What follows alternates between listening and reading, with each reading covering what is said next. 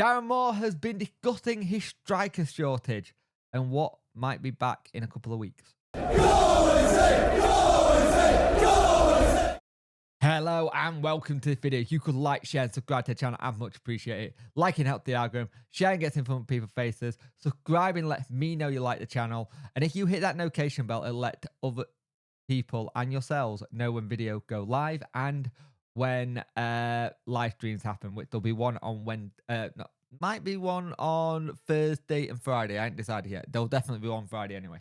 Also, Goose Creative, he's the person who's responsible for my channel art, my logo. You can see down here the logo. If you want any work doing by him, go to goosecreative.com or his Instagram handle, which is the same. Lee did a fantastic job, really easy to work with, showed you a lot of different things he did and like different options, and highly recommending. So please, if you need any work doing, please go to the Goose Creative.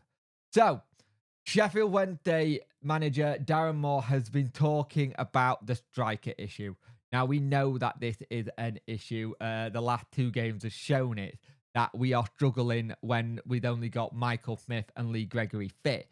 And only struggling in the sense that there's no one to come on and relieve them and let them have a break. Now, for a while, it was that our defence, we had little issues at defence and not having enough people in defence, and we sorted that. But the thing is, the thing that we have with not having Windass, Patterson and Wilkes, Windass being the latest, it really left us a little bit short.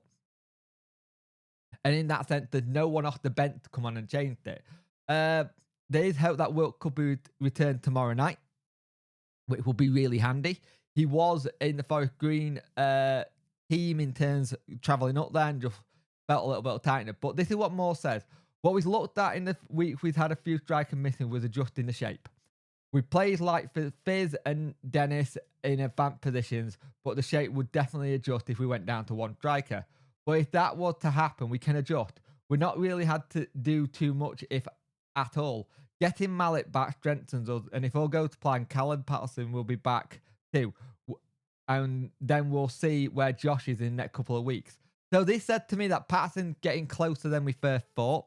And it also said to me that he thinks he sounds a little bit positive on Josh Windass. It sounds like the Windass thing might not be as long as an injury we first thought. And say if they're back, say you've got Wilt back tomorrow night, and then say you've got Patterson back maybe the 7th or the 10th. That will be really handy to have them back in the last little run-up of games. And then say you throw in a Josh Windass in that as well, coming back. That will really help strengthen, just to give us some different options. But the big issue has been we've had no different options to come off the bench. And that's been the problem. Now, he does go on to talk about Bailey Cadamartri. And he's been doing well, and this is what he's had to say.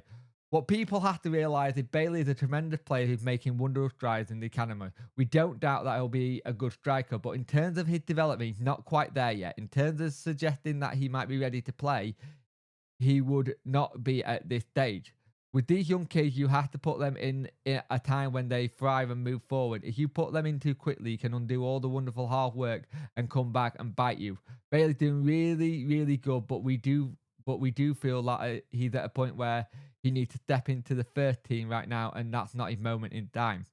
And that says a lot to a lot of people who've been saying, bring Bailey in. And I've had it a little bit, but I understand what they're doing here. They're trying to stop someone coming in too early and like then have like a couple of bad games and then drop on his momentum and his development. There is ways of doing it so it's right. So we'll see what happens, but it's sounding more positive on Patterson coming back sooner than later, which is great.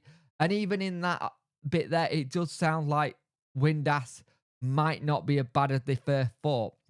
I don't know. I could be reading a little bit too much into that comment, but let me know what you think. But we definitely need to start getting those strikers back ASAP.